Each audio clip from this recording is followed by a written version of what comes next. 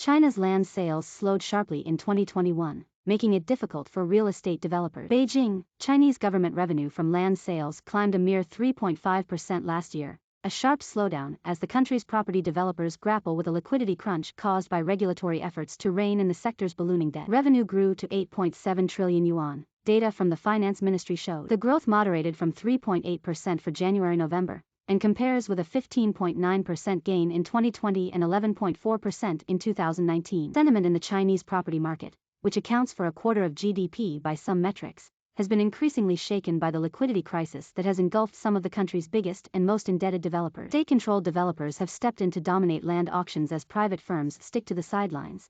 But even so, sagging demand has pressured local governments to scramble for other income sources. We think state-owned developers may continue to dominate the land market in higher-tier cities in 2022, while private developers' acquisitions will remain muted, especially in the first half of 2022, as their funding conditions have yet to recover meaningfully, Fitch Ratings said in a report this week. Weaker new home sales will also weigh on developers' land replenishment. Fitch expects nationwide residential property sales to fall 10%, 15% in 2022. Average new home prices in China's 70 major cities declined 0.2% in December from a month earlier, according to Reuters calculations from data released by the National Bureau of Statistics, contracting for the third month.